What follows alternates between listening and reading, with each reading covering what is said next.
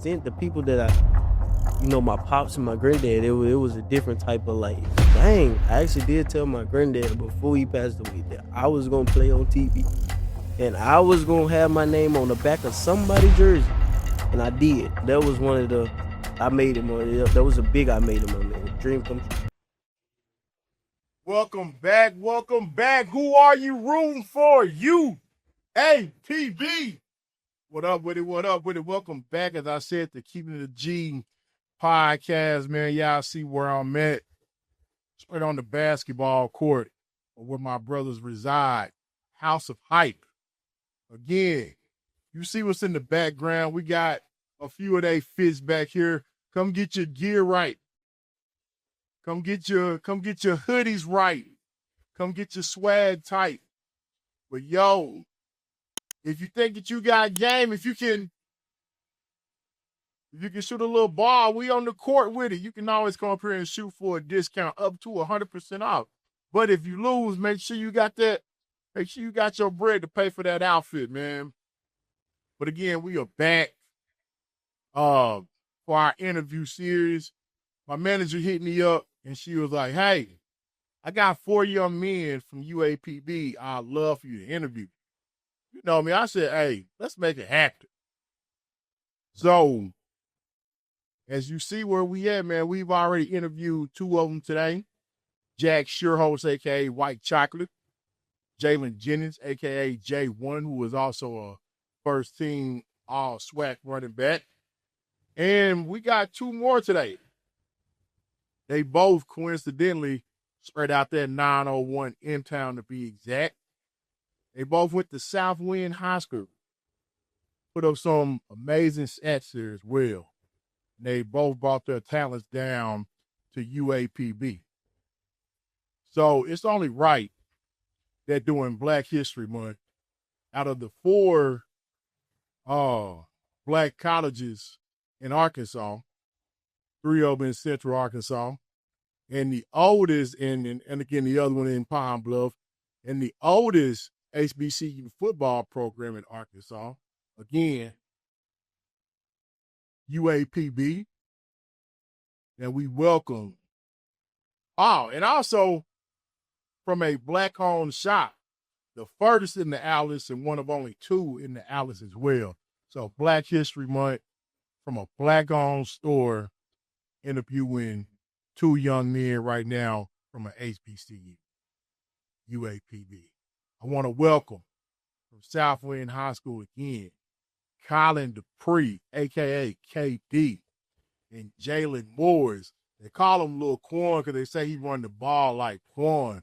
So without further ado, let's welcome KD and Lil Quon for the first time to the pod, baby. What we doing? What up with it, boy? What up with it?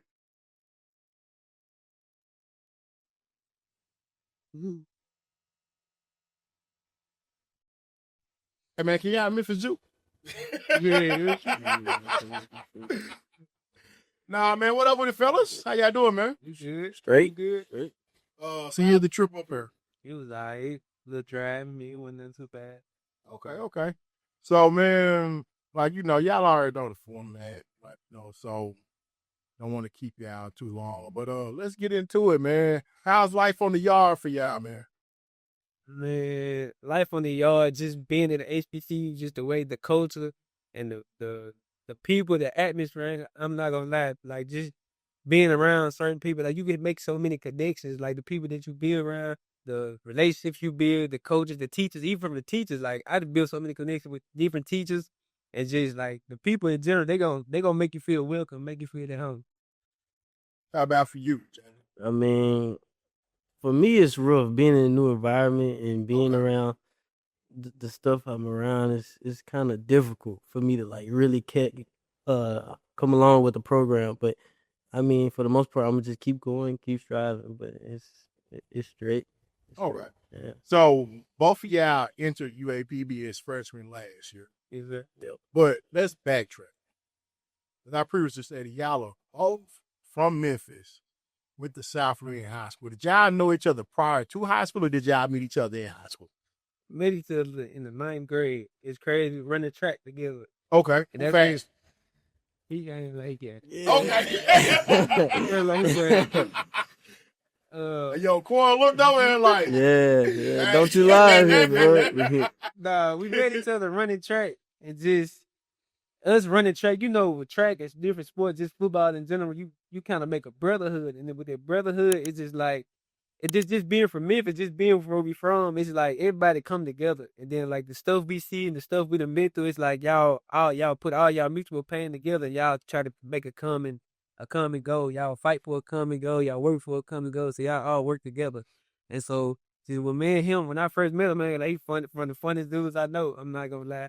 It's just like it just clicked like right then. It's just like with him and his situation, it's just like when I first seen him, we kind of combined just like with on the a 5 standpoint. So when I was talking to him, he had brought me different situations and things like that, and just like I started giving him like words of scriptures to help out his situation. So that's how that happened. okay. What about you, Quon? Exactly what he said. I mean, it's a true story, and I wasn't my faith. My faith was at a I was at a low with faith, Okay. and this guy has brought me back, and now I'm striving for better things. Okay. Uh, So, at what point at Southwind did y'all figure out that y'all both was dogs on that field? when we was winning, and we could look at each other like a brotherhood. That's when I find out. I say when my 10th grade year, we went 1-9. Woo, okay. 10th grade year, we went 1-9.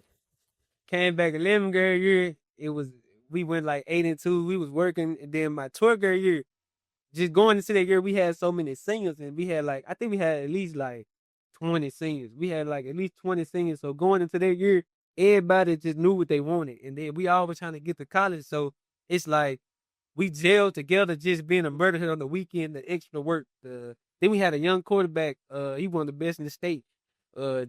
Just working with them and just seeing like how we built the brotherhood going out. It's just like the little things that we was doing. It's just like we knew we had to come together to make it to a far goals, and we wound up going 13-0 13-1 my last year. Mm-hmm. Y'all win state? We lost the game 4 state. 3 3 points, missed field goal. What's y'all news to? School in Nashville, up in Nashville, called Page. Okay. And so, what classification did y'all like to play in? Classification 5A. Okay. So, like, is that like the second to the largest? It's the second to the largest in Tennessee. It's only 6A. It don't go to 6A. Mm-hmm. Okay. My school, Southwind right now is 6A. They right now. They moved up when we left. Oh, okay. Yeah, though. Like, so is it based on enrollment, or is it like based on the amount of work y'all was getting? In Tennessee, it's based on the enrollment, but Okay. the work kind of played a part in it too. Okay. And so, what was that like coming into y'all 10th grade year, going 1-9, and then watching how everything progressed and unfolded to where y'all senior year, y'all went 13-1? I say it's like in life, I do take so many L's, you don't want to take no more L's. I just say just having faith, because from my 10th grade year to my 12th grade, a lot of people didn't know that I played linebacker my 9th grade year. Oh, I played linebacker my 9th grade year. So a lot of people didn't even know. Just me going on through my career. I played linebacker, so it was a big transition from linebacker to the 12th grade. So it's like I had to switch my position. I had to constantly put in days of work. My childhood friend was a quarterback. Okay. So when I went to the field, I couldn't do no linebacker drills. It was straight catch the ball, run. I had to figure out how to do all that. So it was just like that 1-9 feeling ain't no good feeling. I hate losing. So it's like just me keeping my faith in God and constant grinding, because it take a lot of consistency. It take a lot of having to meet new people and bond, because we had got players from all type everywhere in Memphis. Like even one of our players came from Vegas. Like he came back in Memphis, came from Vegas. Like it was just stuff like that. It was just like building a bond with different people, and then it kind of reminded me of college. So when I got to college, I was kind of preparing for this step, because just having the bond with different people coming out of high school. And how's that like for you, Quon, from going 1-9 to 13-1? I just look at it like we ain't had nothing to lose. We already was losing. So I mean, what else? All you gotta do is keep putting in work. That's what I'm saying. So like, with the losing program is, we already looked at it as losers. I mean, what other choice do we have but to be winners? You know what I mean? So it just had to put in the work and keep grinding, and let it talk for itself. So was y'all part of the class that ended up rebuilding the school into that winning tradition? Yeah, we was, because after, I'm not gonna lie, like coming out of Southman before my 12th grade year, like before we rebuilt the team, like it was no, I was saying no, it was no leadership. So just like with us not having no leadership, we couldn't grow and build, because the people, I'm not gonna lie, like me and him, we didn't have no role models coming to college. So when I go back to the city, I try to help my little brothers out, because I know how this college stuff works. Like me coming out of high school, we didn't have nobody that went to college that could come back and tell us, oh, you got to do it this way, or you need to take this route. We didn't have nobody to look up to and do that. So I just say, like, just with us coming in, and yeah, we had to rebuild bad, because it's just like everybody was so lackadaisical. It was their body language. They like how they go about things. It was not there, and we had to come in. Yeah, lose the mindset. Yup. So it's like when we came in, we had to push everybody and stay on everybody. It's just like with me, I'm a quiet leader anyway, so it's just like I lead through my action. With him, he kind of more vocal, so it's like when he came in, we making sure everybody get stuff done. I'm just leading through my action, showing people how to do it the right way. Hey, you know what's funny? That actually kind of seemed like Really, it seemed like you would be the vocal leader and he would be the quiet one. Just from the little bit of the time I've met y'all, it's like say, Quon just chilling. yeah. Chilling. It's different when I get in the gym though. I bring a whole different type of mentality. Yeah. It's like, so just doing the other interview and just observing y'all as well, it's like, I was like, okay, I can see that, say, Quon is going, like, he seems more reserved and chilled out.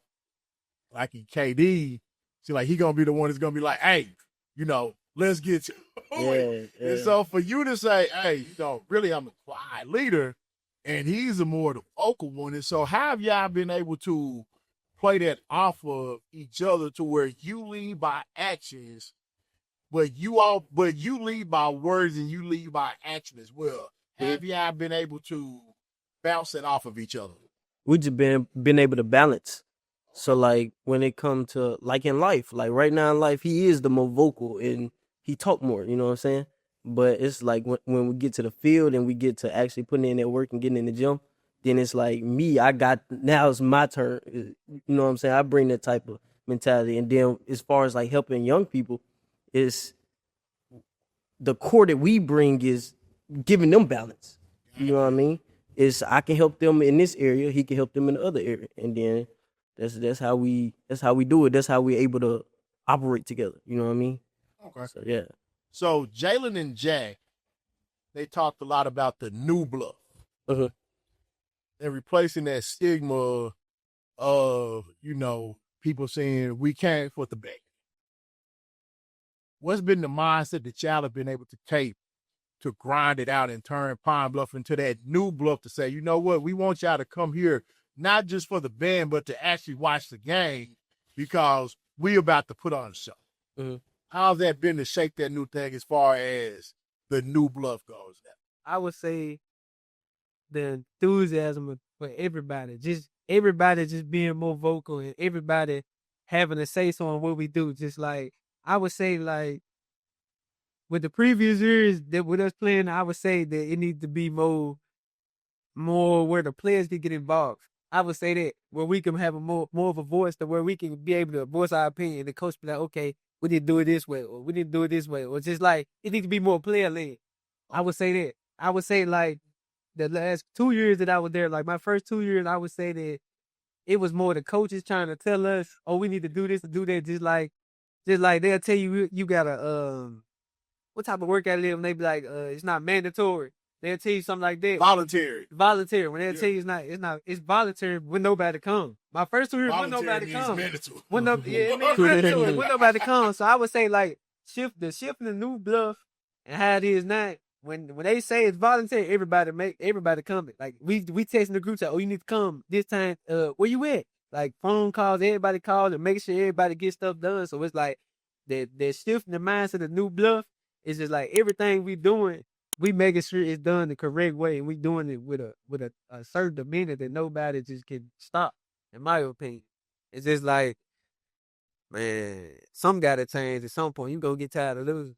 I don't want to lose no more. I know my teammates don't want to lose no more. So everybody hungry. Everybody got to be. Even the coaches, from the coaches to us, everybody got to be. We got to win. Something got to happen. Something got to change. So what's your opinion on that, Quon?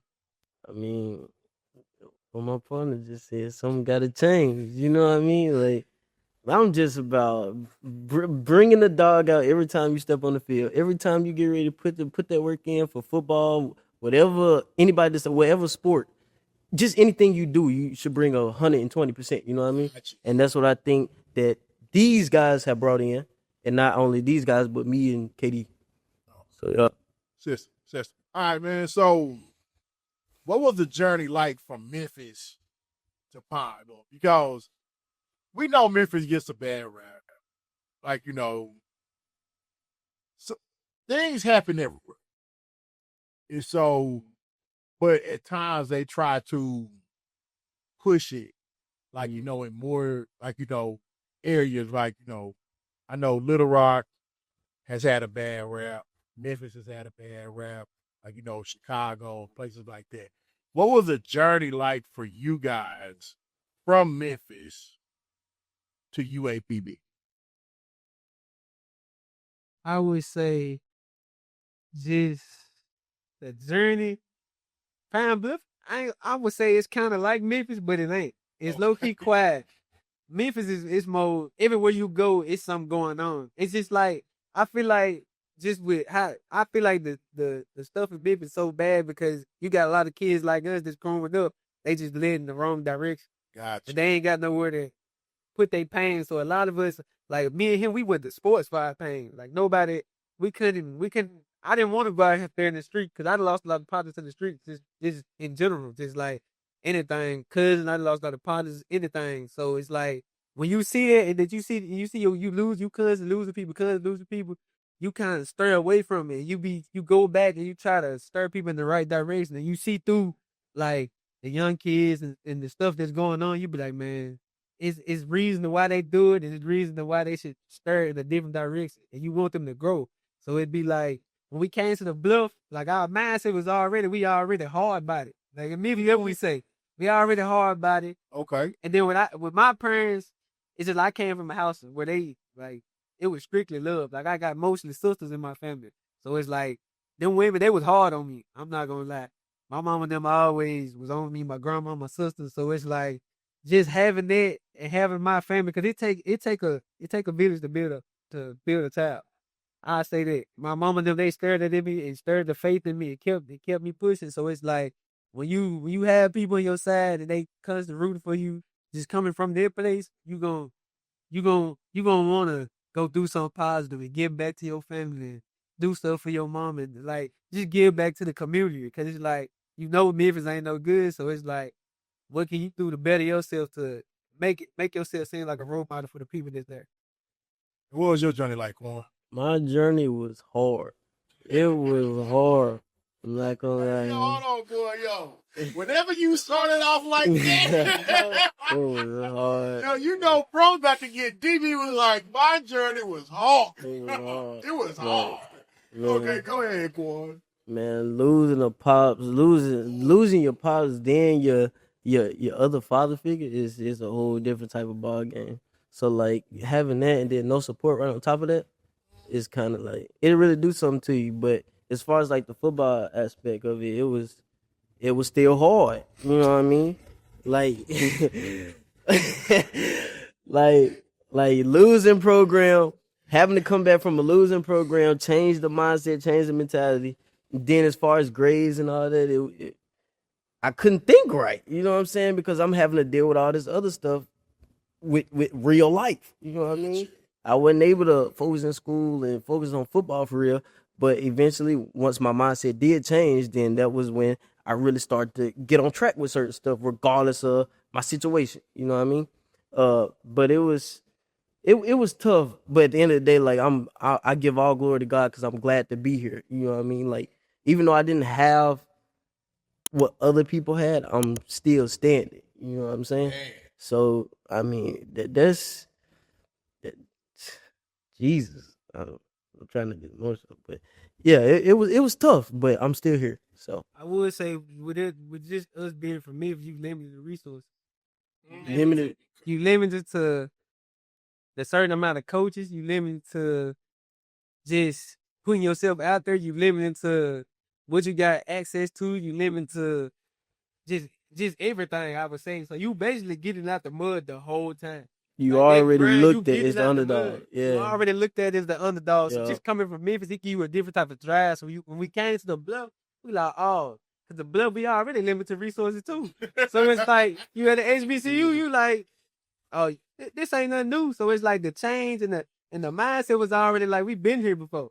So it's like, when you get back in that environment again, you be like, okay, time to rebuild again. We go back to that mindset we had in high school. Okay, we've been here before. We got to rebuild again. We know what it look like. Mm-hmm.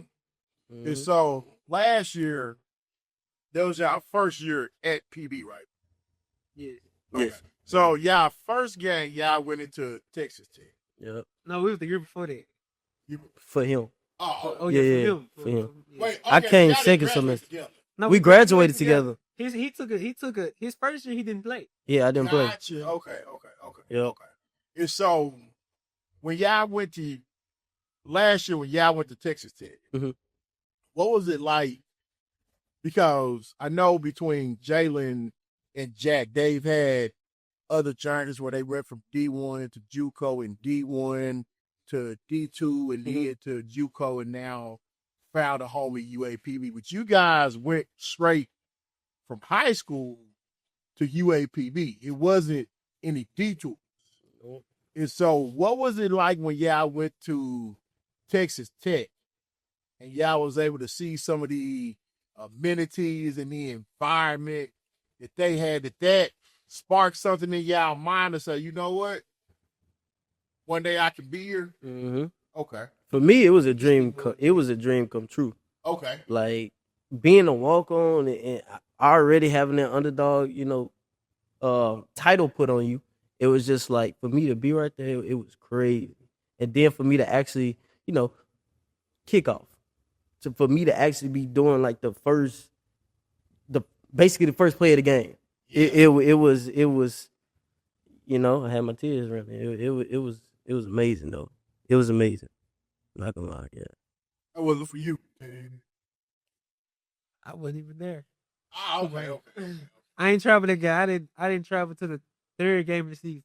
Okay. So I ain't get that experience yet. I know when we play Mizzou this year, I get that experience. Okay.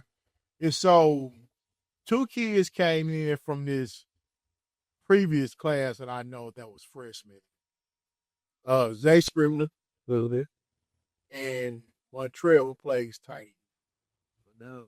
One of the things is Montreal used to be offensive line. Yeah, he used to be like offensive line. And then he ended up switching his senior year to tight end.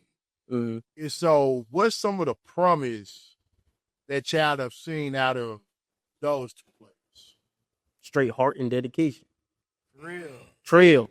Zay Scribb, he willing to learn. Yup. I say that he a real learner. So it's like he may lack some, but he gonna sit there and listen. Like if I'm talking to him, he be like, okay, what can I do to better myself? Because he play corner. So I play receiver, so we going in it all day. That's gonna be my next question. All day, we going in it all day. I get him, he'll get me. I get him, he'll get me. So it just be like, it's dog on dog. Who gonna win? Like, iron sharpen iron. That's how I look at it. So it's like, just going to him, with him being so young, coming in playing as a freshman, it'd be like, it's possible. So it's like, to all the other kids out there that want to come in and be a true freshman, it's possible if you put that work in, you put that grind in there. Montreal, he on the offensive side of the ball with me. So it's just like, he came in. As soon as he came in, we chopped it up. And I'm like, yeah, cool people, good people. So I'm like, yeah, he had a good head on his shoulders. It's just like, he came in, he was willing to work too.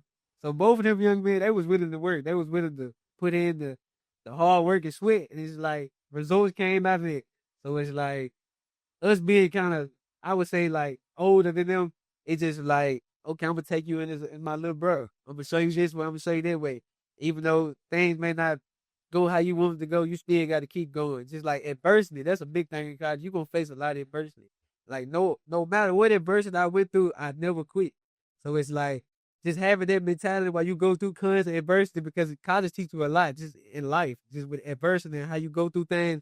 You can take that into the real world where you got to get a real job. And one day the football stuff ain't gonna be there. That's a fact. So it's like just going through all that adversity and taking it to your everyday life. I wouldn't say that you go through life not caring, but you able to bounce back every time. Bounce back. Every time you fall, they ain't gonna bounce back. People like, how you move that way, how you do stuff like that. Because football done molded me that way. It's just like the people I done been around, the people I done engaged with, they all bounce back when things go wrong. Just like football the game. One thing go wrong, you gotta bounce back in this play. I say that. So what is it like when you and Zay go one-on-one? The reason why I said it because I got to coach Zay in 7-on-7. And Zay's a big quarterback. Let me say that. Zay's a big boy. I mean, so like he's not the typical like small corner that most people are used to. Like you know, Zay's a legit 5'11", 6 foot, and he has a wide frame. I would say me as a route runner, I get him most of the time. Okay. I get him most of the time. I'm not gonna lie. Zay, don't let me find out you getting routed up in PB, nephew. Now look, man, you done made SWAC first team all freshman and like in freshman all American. Don't let me find out you getting rounded up in practice now, nephew. I get him most of the time, but it be like we still be going in it. But I say I'm up on the scope for sure. Okay. Hey, so you got to up the score on KD, bro. And so Quon, do you get to run any routes, or is it just strictly being a running back? For me, it's strictly being a running back. Okay. I don't do too much route running. I like to route run, just a tad, but in a real game situation, will I take my behind? Would I? You good, bro. Be you, man. Be you. No, I'm not going out. I'm not. It ain't no empty nothing. I'm going right to the sideline. I'm gonna watch. I'm not. No. But I mean, yeah, it's for the most part. You really move downhill, man. Yeah, I'm down here. I'm just crashing. Trying to run you over. I just want to hit you. Oh, okay. Yeah, I just want to hit you. Hey, okay, so with that said, do we need to change your name from Saquon to Derrick Henry then? That's cool. I just want to run you over, really. And so, going into y'all senior year in Memphis, what was I know everybody said that the goal is state championship. Was the goal state championship? Was it leadership? Was it scholarships? Was it all the above? What was y'all goal when y'all stepped into y'all senior year? And I'm pretty sure that you and KD and you and Quon like you had those conversations like, yo, our senior year, this is what we want. This is what we need to do. What are some of those conversations like? And how many of those goals were you guys able to accomplish? I would say it was scholarships, but then it was scholarships. It was getting to state, and that was the main goal. I'm not gonna lie, we had a super team. I'm not gonna tell you. We had people stacked off. What? We had one dude signed to Memphis. Okay. My other partner, he had plenty of offers. He played linebacker. He was a 3-star linebacker. He had plenty out. We had 3-star D and 3-star linebacker. We had some players. I ain't gonna lie. Okay. We had 4 receivers with 10+ touchdowns. I was one of them. 4? Yeah. Y'all had a quarterback that do 40 touchdowns? Yes. Kelvin Perkins. That year, his 10th grade, he won Mr. Football for Tennessee. Wait, when y'all was seniors, y'all quarterback was the 10th grade. Sophomore? Yeah. Start? He just won Mr. Football in the 12th grade this year again. Kelvin Perkins played for Austin P. Austin P. Okay. Yeah, Austin P right now. Like that then. Early road, yeah. Okay. No. And so, as far as those goes, you said it was scholarships and going to state, and what else? Just building. I would say building a program to where when the next kids come in, they can get to college. Because what happened when we left and we went to college, the other kids benefited off of. Like you go to Southward now, you see they got players with Kentucky and all them big schools. Like I feel like we paved the way.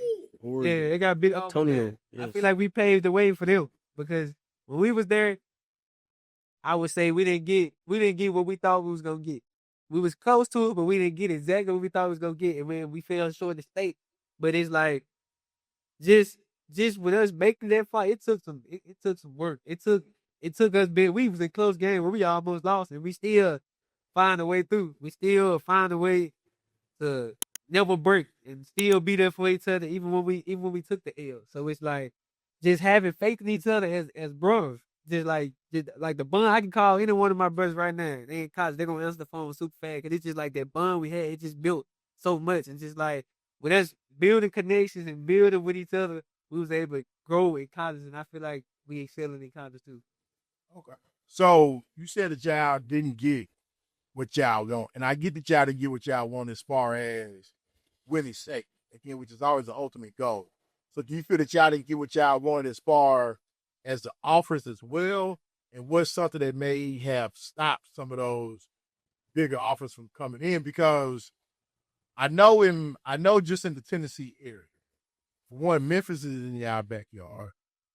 You still have Tennessee, Chattanooga. You still have Tennessee State and a litany of other schools as well. And so what do y'all feel may have stopped some of those other insect schools from coming in and like extending y'all that off? I feel like Hold on. And did y'all feel overlooked as well not getting some of those offers? I feel like a lot of us were overlooked.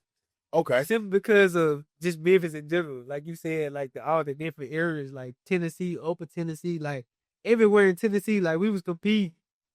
Just with Memphis, we got a bad rep anyway. So it's like, just knowing that you got a chip on your shoulder anyway, because you like, why am I not getting the attention that I need? Or why am I not out there like I'm supposed to? You putting up the stats and you doing the work.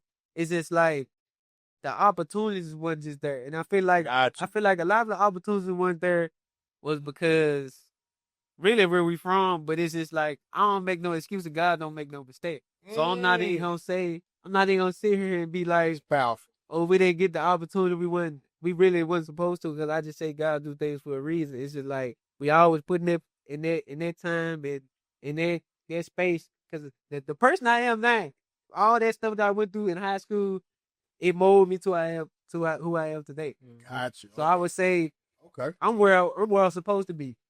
I don't look at it as a bad thing that we was overlooked or nothing, because God don't make no mistake. He put us where we're supposed to be, and it's like I done learned so many lessons. Like I see why he didn't give me the offers that I wanted.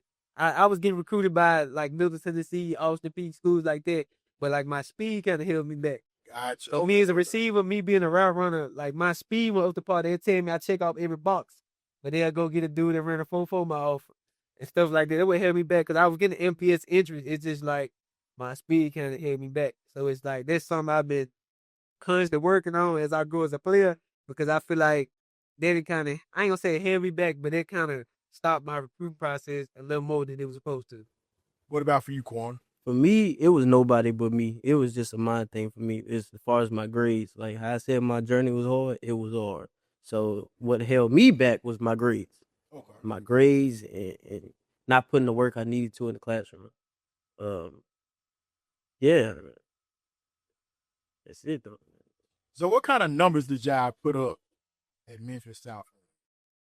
I had like 600-700 yards, sharing the ball with 3 other receivers with 10+ touchdowns. I mean, that's still a crazy stat to hit here, man. And I had 36 catches, no droppers. 30. Okay, so in other words, secure hands. And I was my quarterback best friend. Okay. He couldn't throw nobody else the ball. He was giving it to me. Okay. Well, he was giving it to me in the first place, but I'm saying like, when all failed, you can ask anybody out there, but all failed, he was throwing the ball to me. And I feel like I carried that over to college. I could be the QB best friend. But it take work in college. College is a little different. That's a different ball game. I'm getting to that point in college. So I'm building that connection. I know with Jack coming there, I can build a connection with Jack, our other quarterback, G-Baby, Garrison. So it's like, I'm taking those type of things, building and working on it. So it's like, I'm gonna get back to that point I was in high school. Even better. All right, so what's some of the numbers that you put up? The numbers that I can remember is like 900 yards, I think. 900 yards to 6 games. Yeah. I wasn't even starting when my senior season. I wasn't even starting. And I finished with what, 12 touchdowns, I think. Yeah, but I wasn't even starting the start of my senior year. It was our starting running back got hurt, and then they called me up. I was just waiting my turn. And once my turn came, it was all over from there. I had to lock in. You know what I mean?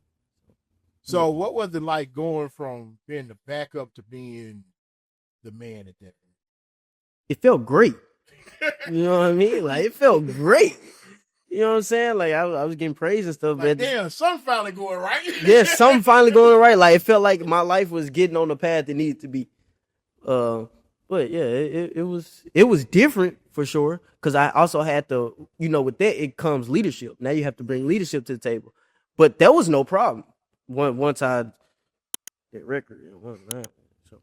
But yeah, once it got to that point, it was no problem. But it was definitely to see both sides of like not starting to being a starter and the attributes or the stuff you have to bring to the table as being a starter. It all upgrades, and it's cool to see both sides. But it definitely felt different for me to be a starter. Yeah. So I know KD said that his best attribute as a receiver is his route running teams. Mm-hmm. As a running back, what's your best attribute? My toughness. Okay. My toughness. I bring straight beast mentality. That's it. That is it. That's all I know. That's all I know. So in other words, you running downhill right in somebody's face. Downhill. You just better move. If you don't move, you're going to be looking at stars. I'm telling you. I'm telling you. Hey, man, I like this too, man. Yo, bro said if you don't move, you're going to be looking at stars. Because we both started playing kickoff on purpose. Like, we run at people fun. I did it for fun. That's right. I'm telling you. Fun. And constantly we was like, okay, we finna get Liberty real some offense. I put me on special teams. Put me on all special teams. We both out teams. there on the same thing. Killing people. We don't care. We don't care. And so, what's that mentality like to say, you know what? If I'm not going to get the amount of reps I want on offense, let me go to special teams and play. So, what's the mentality that helps make you so selfish? To say, you know what? I'm going to get in and make my impact elsewhere. If I can't get in right now and make my impact right here. I said when you just being from where we from, you start from a little, it's like you got to start from somewhere. When we came from 1 to 9, we started from little. And we came, and some came from all that work we put in. Just the mentality of being like, you got to stay down till you come up. In Memphis, they kind of preach that a lot. You stay down till you come up. If they give you that little hand, if they feed you that little hand, you going to keep taking that little hand until you get the big hand, the bigger hand. In my opinion, it's just like that mentality we got is just like, all right, I'm still gonna be a dog regardless where you put me. Mm-hmm. So it's like I ain't never topped nobody since middle school. Man, I said, Coach, put me on kickoff. I go top and put me on kickoff return. I go block, man, put me on penalty box. We was on all that. We started on all that. I was a shield. I was on the line on point. I'm telling you, I go down there and kill something. For real. Since we might get the reps we want, they say, okay. A lot of people that sit there, they'll see that they'll quit. But right. It's like the way my mama raised and the way we come from, you cannot quit. Nothing. No room for quit. You better keep going. You better find a way. Mm-hmm. And it's like just having that dog and just having that mentality. It's just like you gotta get in where you fit in. I say that until you get what you want. So when y'all say Memphis made hard body, Memphis made hard body. It ain't, yeah. And so what's something about Memphis that people don't know? Because people know about Beale Street, they know about the Grizzlies, they know about the blues tradition, they know about the barbecue tradition, they know about the music scene from MJG and A-Ball. To now you got RIP Young Dolph, Yo Gotti, Glorilla. So many. Man, what's other dude name to be working out? Who? Moneybag Yo. You know, Kenneth Walker just won Super Bowl. Wait, dude from Memphis? Yeah, he went to Arlington. He played Arlington. Number 9, running back. Let's see up. He stayed down until you get what he wanted. I did not know dude was from Memphis. Yeah. That's crazy. Okay, so what's something else about Memphis that people don't know that's fun? That's fun to do. Yeah. What you say? I wouldn't say that's fun to do. That fun to do part. I probably wouldn't say that, but I would say like as far as the people in general. Okay. You know what I mean? Like Culture. The culture. the culture. I can speak for myself. Culture. Your people gonna stay. Your people gonna ride for you. Ride or Okay. not. Not just that though. It's What? also the fact that people already see us as like, you know what I'm saying? Like Like- they see us as gangsters, want to be thugs and all that. But sometimes like I'm a cool dude. You know what I'm saying? I'm a cool dude. Like I'm cool. I'm cool. I'm cool. Like that's what I'm saying. Like I'm from the 901, but like I'm probably one of the, if you cool, I'm probably one of the kindest people you will ever come across.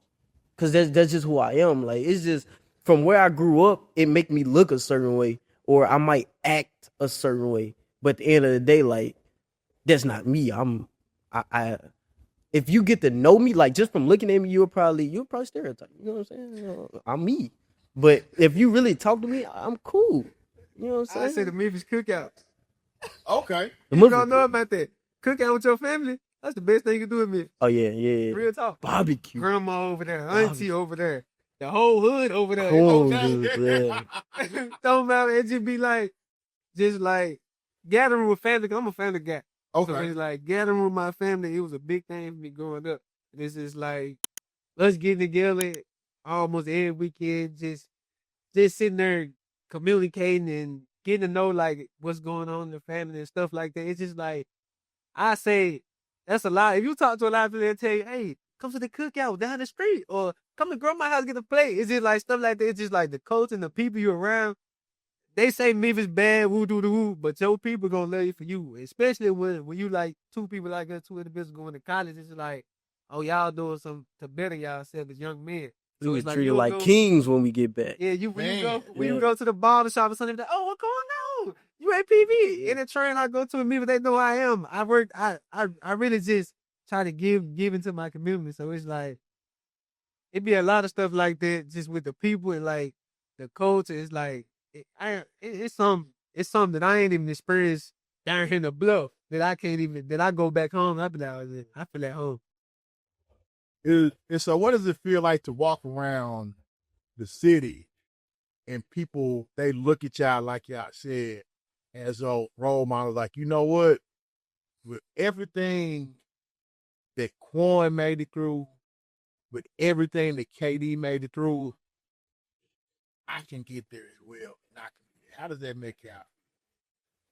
It make me feel amazing. Like just knowing where I came from and what I've been through to get here. And then going back and seeing my young, brothers and stuff look up to me, it's a different type of it's an amazing feeling. And especially when you can like just kind of pass that down, like you could do this too. You know what I'm saying? It's a good feeling. It's a good feeling. See, maybe we call them young bulls. Okay. So it's like when I go back and I talk to my young bulls and I see that they can learn from me or they can take something from me and they can give it to the PlayStation controller, hit that PlayStation controller. So it's like just having it. I feel like it's a great feeling because it's like if I didn't do it, who else would be here to show you? So it's like when I go back home and I'm talking to them, I'm like, bro, you can do it because I'm doing it right now. Any form of college level, you doing it. Because it's like, you know how many people that don't play college football again? Facts.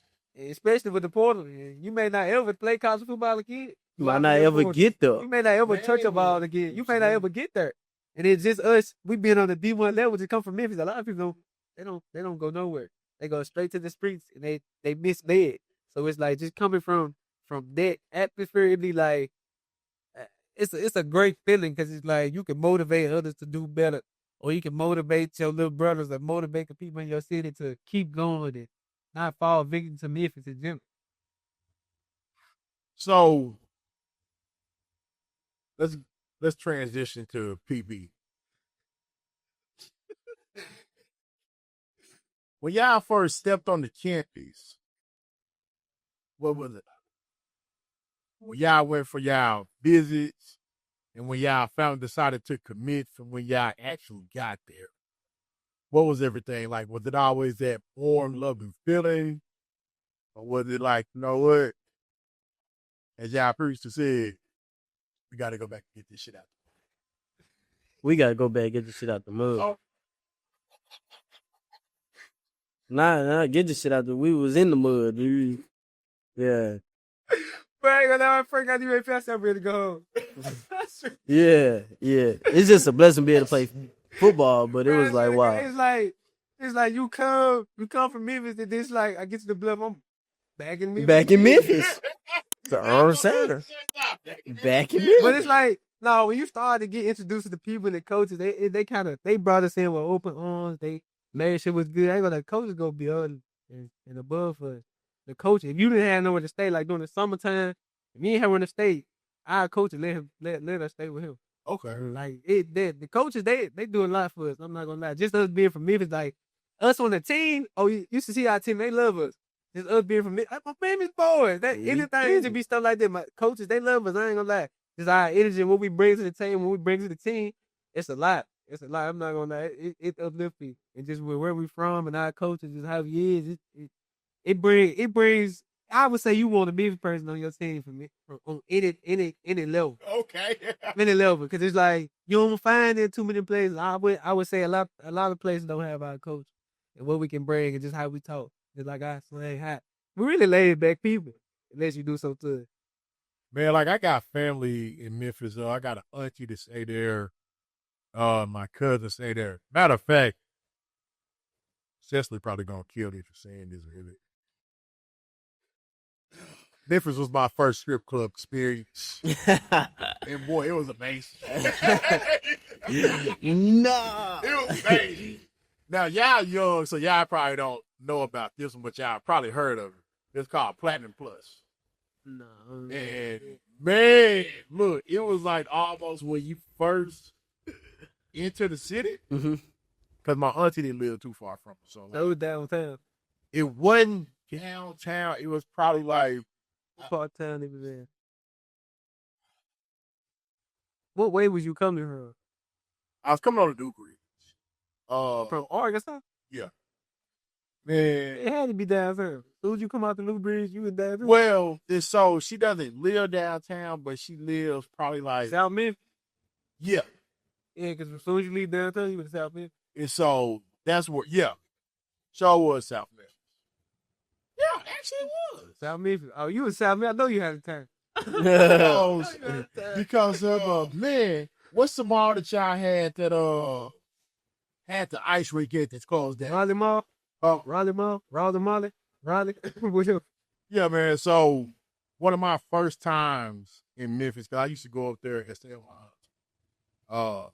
And she lived around that South Memphis area and everything, man. So one of my first times up there as an adult, I went to like a boxing match with my bro. And I used to always leave her house and go walk because she didn't live too far from this strip club called Platinum Plus. And that was like, man, matter of fact, that was my first time going to a strip club. And oh my God. Hey, boy, Memphis got your boy right, boy. Yo, I'm telling you, like, literally, dead ass. I walked in there probably about 12:30. When I walked out, the sun was right. Yeah. It was time. And so, yo, it's so, look, man, I know that you can definitely always have a break time in Memphis. And again, it's like, man, the city is an amazing city. Just like, you know, some places, everything in every city is not going to be. But it's always amazing things going on in that city that you can always find and be a part of. And just looking at the journey of you two young men, like, and seeing how it's not only shaped y'all mentally and physically, but it's helped y'all overcome a lot. And so going back to UAPB, y'all both got to experience homecoming. Yeah. What is homecoming like at a HBCU, and what was it like at UAPB? Just think of your high school, the best homecoming of your 4 years of high school. Think about that, but think about 10 times better. Okay. You know what I'm saying? Like the band, the fan base, like it was just, it was good. Man, you go outside after we leave the stadium, it's crazy. The players been coaching, we'll go down there. They got free food for every player. The people out there cooking for you. So you go to their stand, you go to the fraternity stand. They be like, we got some food for you. Get free food, man. Turkey land, man. All type of barbecue. That'll hold you for 2 weeks. Man, all type of fish, they cooking for you. You get all type of stuff. You be like, that's the best. You constant. You can walk back and forth. I'm getting plenty of food. Yeah. We stack it up. We like, yeah, we got this for a couple of days. We stack it up. I'm like, man, people. It was just like they like all the people. Like I ain't never experienced nothing like that till I got here. They just like. Everybody like, oh yeah, the football team. What do? You walk around and see with your girl on that though. You came out the game. Then you get done with the game, go up there, talk them to family, and then like after every game we do the alma mater. So it's like you go up there, it's just like the band, the band. Oh, everybody talks about the band. It's just like M4. Yeah, it's just like the experience. Like it's something I ain't never experienced till I got to up. I say that. And so, what's been the cultural thing like? As far as a cultural thing at UAPB, is it something that's cultural from UAPB that reminds y'all of Memphis? Low key. Okay. Like how into it the people is about UAPB. Like the people in Pine Bluff don't pay about UAPB. I say that it's just like they root for that. Who we root for? Who are you rooting for? UAPB. Man, that right there, it really hold weight. It's just like them folk care about that school. You got the alumni giving back to the school. You got the people that go there giving into the school. It's so much that go into that school. Like us as a team, we'll go to the basketball game. We at the basketball game. We turn the basketball team on the football, the basketball team, the Kanai games. It's just like so much go into it. I feel like the culture there is unmatched. Just going to HBCU in general, the culture at each HBCU, it got their own little thing. And I feel like UAPB one of the biggest with what they do. My watch. Oh my God. I'm so like, what? So like coming in there. I don't know how I got on my watch though. Like, Are you scared? He cut it out. So, as far as culturally, what does it remind you of from Memphis? I mean, yeah, Tanner. Yeah. What does it remind me of? Yeah, culturally. Not playing about who they are. Okay. Because it's like 901. We go somewhere and somebody say something about Memphis, what you say? What you guys say? But it's the same way with you. It's the same way with UAPB. Like they're very UAPB. You know what I mean? Like they don't play about their school. They don't play about their football team, basketball. They don't play about no sports. And then the alumni itself, like they here for UAPB because they rep the school that they graduated from. So you go outside the games. You go out before the games. They there 2 days before. 3 days before. 3 days before. You will see them in trailer park. They ready. They tailgating already. They already there. It's just like that's the culture part. It's like them folks give it back. Them folks there 3 days before the game even starts. Facts. So it's like just them people coming in and showing you like, oh yeah, we got y'all back. We there for y'all. We investing into y'all. Man, it make you play for that. It make you pay for that name on that jersey, the front of the jersey. Just like Cole Helm said, you pay for the universe in the front. You play for your name on the back. When you represent your name in the back. That's what he say. So I take that into consideration. He always giving us speeches and telling us stuff like this. So it's like when he come in there and give you that speech for the game, boy, you be ready to go. You ready to run through a wall. I'm not gonna lie. It's just like hey, I said it to you guys before, man. We talked about doing what? Having confidence, right? We talking about confidence. And we said when you put the work in, right? When you prepare yourself, you come out with the right attitude and the right mentality. Nobody can stop us. Hey, I said it was going to be tough. I said it'd be a 4-quarter game, and it was. But we talked about having competitive stamina. All right, when the game was on the line, the Golden Lions stood tall. Listen, man, I'm so proud of you guys. All right, we deserve this, and we talked about it as coaches. Coach Pierre said it. He said we need one win to be a statement win, and announce our rival. We're here, so we ain't going back no other way.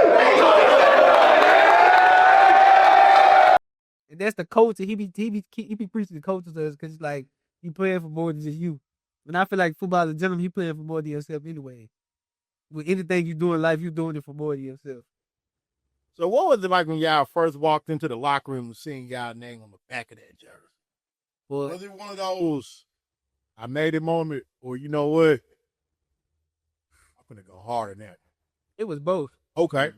I would say, man, when I see the name on the back of my jersey, I was like, I didn't even think I would have made it this far, in my opinion, because of everything I've been through, every step. It's just like, I'd have been down in a lot, so it's like my story is just, it's something to hear. I'd say that. It's just like, it'll motivate a lot of people, move a lot of people to keep going. So it's like, when I see my name on the back of the jersey, I'm like, I'm moving in the right direction. And it's just like, it felt like I made it too, because it's like, where we from, a lot of people don't do that. A lot of people don't even get that opportunity. So it's like, it give you, it's a mixed feeling. What was it like for you when you seen your name on the back of that jersey? It was the for sure I made it moment, because my journey was incredibly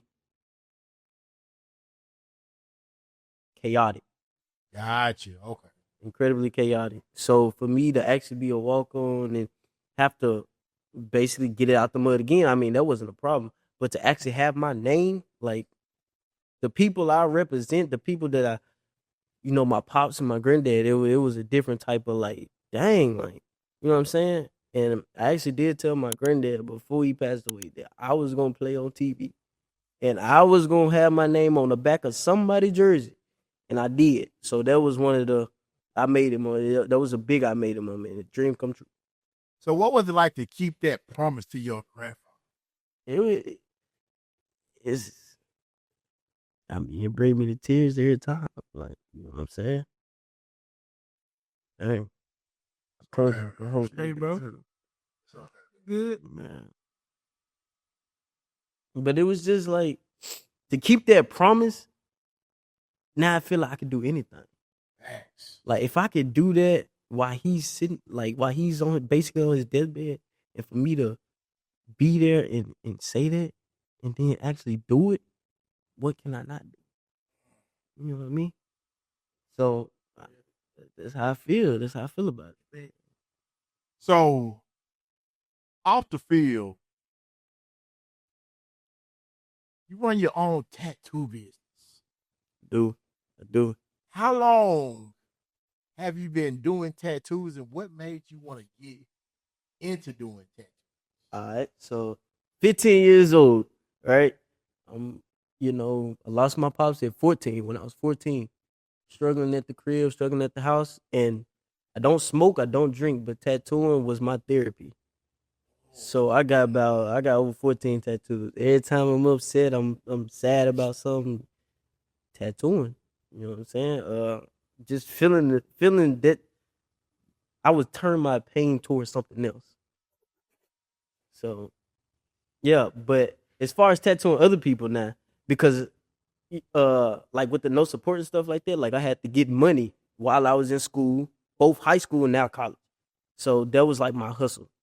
So I started doing that in my senior year, and then all the way through college. And now I'm basically a tattoo artist. So you've been doing so you started doing tattoos on yourself at 15? At 15, I was doing tattoos on myself. And so I get that something beautiful was born out of pain. Mm-hmm. But what made you say, you know what? I'm going to tattoo myself. And where did you put your first tattoo at on yourself, bro? My arm. My arm is a doodle sheet. I'm talking about a doodle sheet. But like I was really, so like when I was to go back to that question, it was like I really don't have nothing else to do. You know what I'm saying? Like I don't I was never that type of dude. Let me go stand on the block and do something. I was never that type of dude. I was just, what could I do to stay out the way? And tattooing, hey, you tattooing some stuff, you sitting there for 2-3 hours. So I was just like, hey, let me buy a tattoo gun from Amazon and let's see what it do. And then I just started practicing on myself. And after that, it was history. That's my way of making my bread. And so, have you perfected it? Are you close to perfecting it? I'm very close to being really good. Like, Okay. let me say this. When I first started, I was struggling with my lines. My lines was crooked. It was just bad. Like, it would look like a child just came and scribbled on me. You know what I'm saying? But now I'm doing like real stuff. Like, I can actually look at a picture and look at different shadings and add them shadings and add them little details and now my work is like way better. So yeah. What's the longest and the hardest tattoo that you've had? It wasn't supposed to be my longest, but it was 8 hours. All right. I didn't have the right needles I needed. Sorry, Baltimore, if you're hearing this. So I did not have the right needles that I needed. So I was sitting there like, so I had it's a needle that's a shader that it come with, like, you can get one for 20 needles. 20 needles is on one cartridge. And I was stuck with like a 7-round liner. That means like 7 needles, right? And that's for straight lines, no big pieces. So like the 8 hours, it took me 8 hours. It was supposed to be like a 3-hour tattoo. But it took me 5 extra hours because of the needle I had. So yeah. Now, what was the most complicated one that you had to do? Was it of somebody's face? Was it having to draw like a really realistic looking lion? What's the tattoo you've had to draw that pushed your creativity now? Where you like, you know what? Damn, I surprised myself by even doing it. I didn't have to draw this one. I just made it a stencil, like, you know, off the internet. But I would say the one I got on my leg, my scream, like, my scream on my arm is the child's one, when I first started. The scream on my leg, it was like, whoa, like, how did I do that? But I did. So it's the scream piece that I got. Wait. How did you tattoo your leg from this position? Just like this. Bro? Just like this. Nice calling Just on like this. FaceTime. I just called him on Just like FaceTime. this. He sit on FaceTime and gives himself tattooed. I said, bro, how you sit there going through pain like that? Man. And just sit on the phone. He like, yeah, bro, I'm doing the tattoo. Yeah, how you doing this? Yo.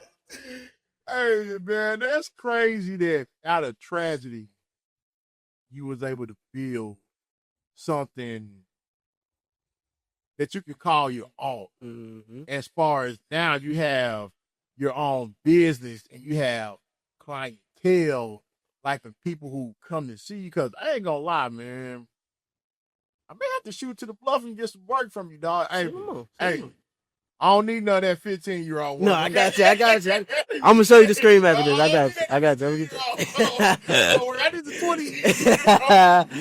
I got you. And so it was a question that I was going to ask y'all. Oh, I don't want you to get too emotional, man. So I'm probably going to skip that, but I'm not asking. So, but before I ask you that, one of your favorite sayings is Gabbles.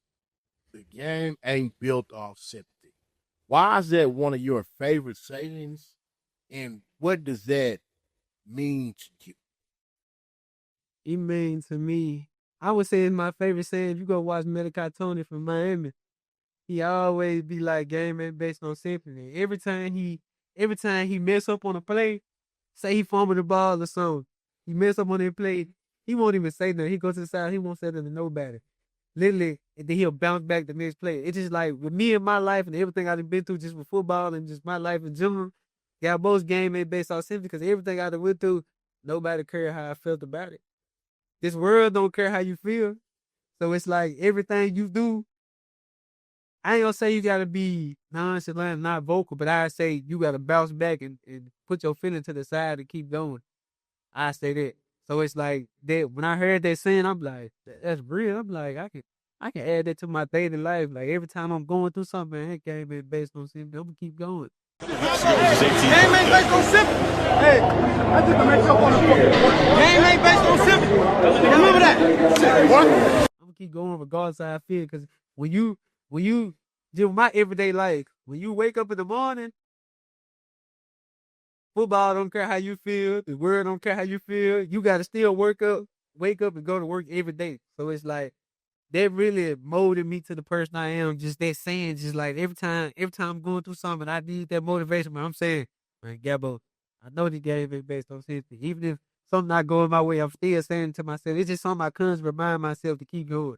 And I feel like other people should probably even in their daily life too, because it'll keep you going for sure. So, Quon, when you hear Gambos, Mhm. what does that mean to you? The game ain't based on sympathy. People don't care how you feel. You just gotta get it how you get it. That's what I get from it. Like people gonna think one thing, but I mean at the end of the day, it's your life. You live your life. You know what I'm saying? And if you don't get it, if you can't get it right now, keep pushing to get it later. Don't give up. You know what I'm saying? Uh, that's when I think of Gabos. That's what I think of. That tie into your faith. My mama, she always raised me and my sisters and growing up off our faith. She always, I'm really finna get you tattooed. Just faith in general, because it's like the way she used to install faith into it, like I don't want nobody to know my password, but like my password to everything is faith. So it's like the way my mama installed into it, it's like no matter what you do, always have faith that you can make it happen.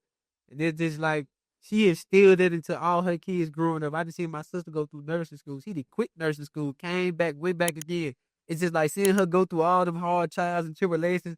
My life kind of similar. Like everything I've been through, I've bounced back every time. So it's like that tied to Gabos and gentlemen, just my faith and Gabos. I look at them two things like I always remember. I gotta have faith and I gotta and them letters are always gonna mean something too because it's like, man, every time you look back at it, it be like, man, it don't no matter what you do, just keep going, no matter what. Cause it's times I wanted to quit. That's every athlete. You can talk to it was time you went That's a over it, fact. you wanted to cry, you wanted to give it all up, man. I called my mom and them, I called home like, mom, I wanted to quit. I want to quit. She's like, what you mean you want to quit? I'm like, man, I don't think I can do it no more. But I had to keep telling her, she like, remember I used to teach you faith growing up. It's like she constantly remind me, and my family constantly remind me, keep your faith. And my sister, I get on the phone with my sister, shout out to my sister Tyranny. I get on the phone with my sister. She had like 4 miscarriages before she could have my little nephew that just came out. So it's like she kept telling me, if you really want something done, get on your knees and keep praying about it. And it's gonna happen. So I started to listen to what she said. Then she finally had that child. I said, that God real. It was constant situations in my life and my family life where I could see like that faith gonna take you a long way. I done seen it. Like he done did things in my life and it showed me that it's real. And it's just all that in general, it just showed me like you keep your faith in God, he gon' do what he need to do for you. You may have to stay down, may not come when you want it. But God got 3 answers. Yes, not right now, and no. So it's like they built me off that too, and they kept me going in everyday life. I said it. Hey, man, you two young men are very inspirational and very, very impressive. And that's the reason why I do this podcast, man, is because you never know. It may be somebody that's going through that same walk of life as you two or as Jack, like, or Jalen. And they may be on the verge of quitting. They may be like, you know what, man, I'm done with this. Can't do it no more. And then after that, they hear what you got to say or what you got to say, KD. And now they on that, you know what? I can go get it. I can win. I can do that. Just a few more questions. I'm going to get y'all up out of here. In life, there's no triumph without failure. Both of y'all have spoke for some of the tragedies that y'all have gone through. From you losing your dad and your grandfather, you losing your grandfather and a sister, how have y'all been able to help each other since y'all have known each other so long and y'all have known each other through some of these losses? How have y'all been able to help each other that has also strengthened y'all bond as brothers on and off the field? It's crazy. I'm gonna tell this story. When he lost his granddad, we was at the football field. We was working out in Memphis at Central. And you know Central High School, one of the best track teams in Memphis. Everybody done heard about We me. was at church. We were playing 7-on-7. Next thing you know, we playing football. I look up. I said, "Where's Saquon go?" This man ran to the hospital when he lost his granddad. He heard his granddad was in the hospital. I went to his house to find him. He was just like, I'm like, "Where is he? I can't find the man." I'm knocking on his door. I went all the way to East Memphis to get to his house. I'm knocking on him. I'm like, "Where's Saquon?" I could not find him. I'm thinking I lost him, man. I'm thinking he dead. I didn't know where it had. I'm like, where's this man at? That's when he called me like, my granddaddy just died in the hospital. I said, "Oh, for real, bro?" And just like with me losing my granddaddy, I was in the 8th grade when I lost my granddaddy. I was supposed to go to a private school at the high school. But with me being in a hospital with my granddaddy so many days, it's just like at that young age, my granddaddy really my inspiration why I play football. So it's like Okay, so you were saying that he had called and let you go to his grandfather passed, like you being able, like you going through the same thing similar. So you were saying that when his grandfather passed, how he had left the field and you actually had to call him and see exactly what happened. And he told you that his grandfather passed, and then with your grandfather passing, how was you able to assist him during that time? basically I was just telling him, just talking to him, just telling him like, I'm there for you, brother. Just like if you need anything, 'cause I know how it is from a mental standpoint. Just losing the father figure in your life, it can go a long way. So it was just like, if you need me, I'm here. You can call me for anything. If I gotta come to your aid in 2.5 seconds, it really don't matter. I'm gonna be there for you regardless. So it was just like, with me knowing that, I'm gonna be there for you regardless, like what you need, what you gotta go through, just and then like my family took it me in too. So it's like my my my stepdad, my father, my mama, they took him in too. Just like you need anything, they know he lost his father thing. So it's like if they could be that role model for him, they took him in too. So it's like he really became like a real brother to me from another mother. I look at it like that. So it's like that's what happened. We lost his parents. And I feel like it brought us close together because it's like we both know that traumatic experience. And it's like we both lost a father figure. Even though I still got two father figures in my life. I know he got his no more. So it's like I kind of give him that advice that he need when because he can't call his people no more. So it's just like that's what it is. Okay. So just a few more questions, then I'm going to get y'all up out of here. What all do you both want to accomplish in this game of football? I want to try to get to the league by all means necessary. No, I'm not the biggest. No, I might not be the fastest, but I got heart. So my goal is to try to get to the league. If not the league, play somewhere professional. Overseas, if that's a thing for football, that is a thing. XFL, something like that. I just want to play. Yeah, I just want to play professional football. So some type of professional football. For me, it'll be making it to the league too. So I always, as a child, I always want to go to the league. It's just like there's something for me that I always want to accomplish. And the things I'm going through, I know it takes steps to get there. You got to have a story.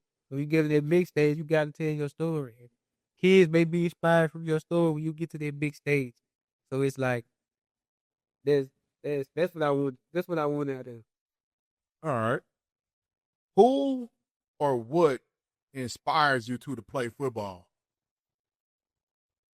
My granddad and my pops, they inspire me all the way. Like, you know what I'm saying? And then I feel like just myself and I, I'm giving, since they've been gone, it's been me giving me the push that I need. So really, just my story is really what overall inspires me, I feel like. Yeah. I would say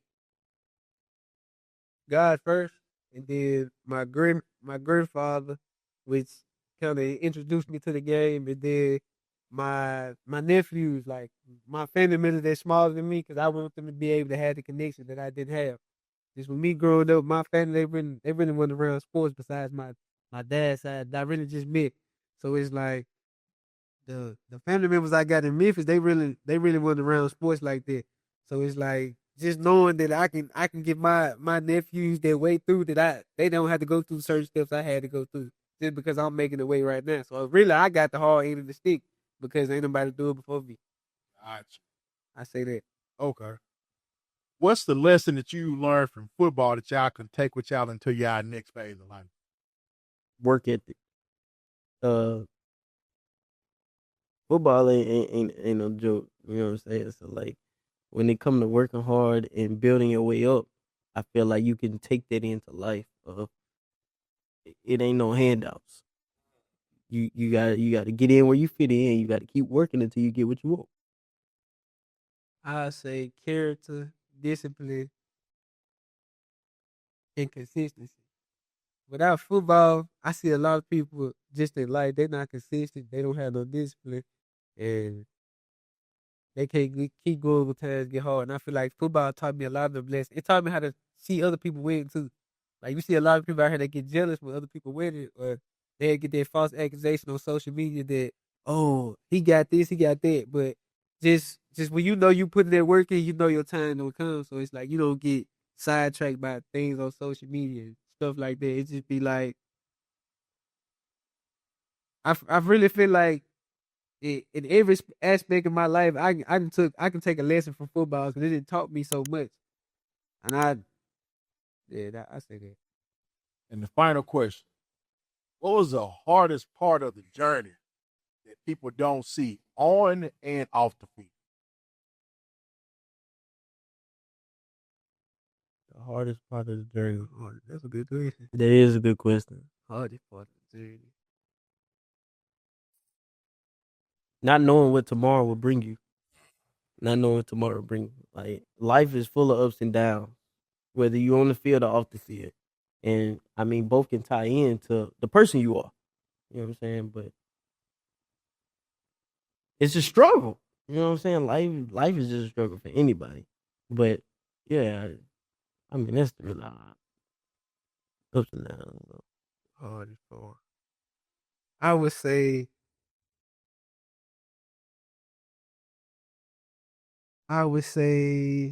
the hardest part is not focusing on the destination and focusing on the journey it takes to get there. I would say that because every day it's the consistent grind and you gotta consistently wake up and do it every time. So I would say it's like so many people get sidetracked, oh, I want to make it to the league, but it's like you gotta go through so many days, 365 days a year. You gotta go through a year. I mean, it's a year, but I'm saying you gotta go through all them days and all them years and put in the work just to get to where you want to be. And you sometimes we lose track of what we pray for something and then God give us what we pray for. Sometimes we just with us playing D1 ball, man, I used to manifest. Manifest was a big thing for me coming out of high school because I didn't have the offers of the things that I thought I was gonna get. So it's like when I kept manifesting, it happened. So it's like I got an opportunity. My story crazy. I even got here anyways. So it's like just me manifesting to where I wanted to be, and I actually got there. It's like sometimes you get so mixed in with what's going on, you really lose sight of what you prayed for, and you really lived in the moment of what you prayed for. But sometimes we lose sight of what we really prayed for. You really living in it. So I would say it's the journey that it takes to get to your destination and the person you become in that process of getting to your destination. I would say that.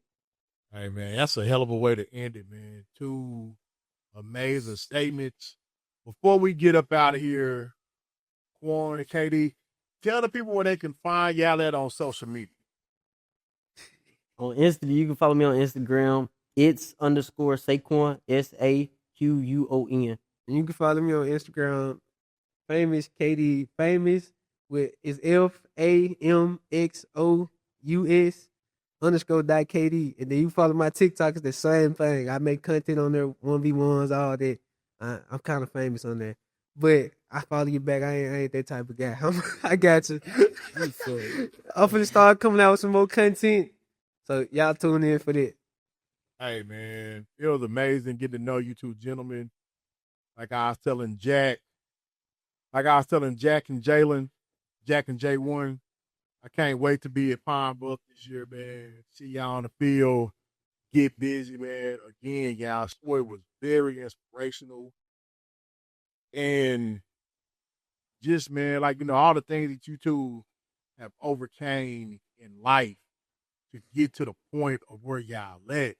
And the fact that y'all were able to keep some of those promises that y'all made to y'all loved ones that are no longer here.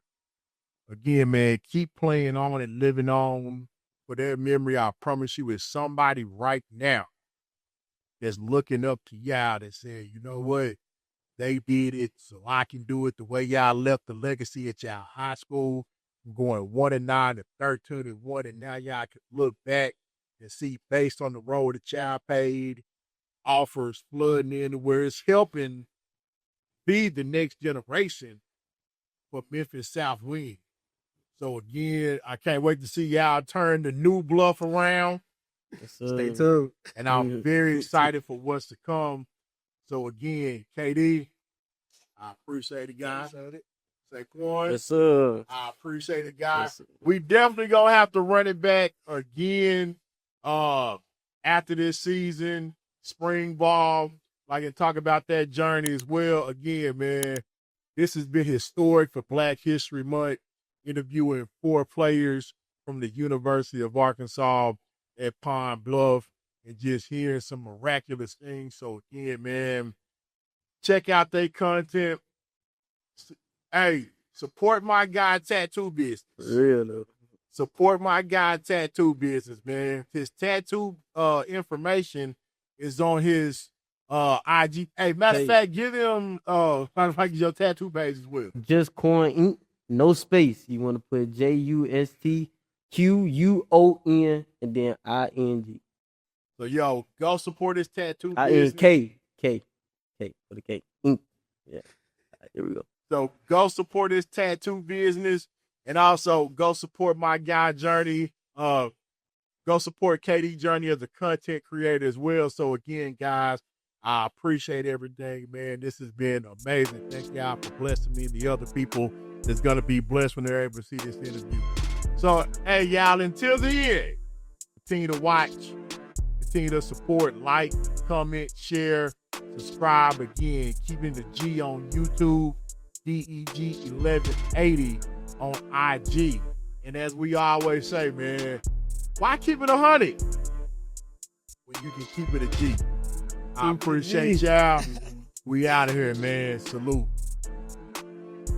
For more amazing content and sports interviews and cultural conversations that you've just seen, please follow us on YouTube at Keeping It a G. That is Keeping It a G on YouTube. Please like, comment, follow, subscribe, and run up that hype.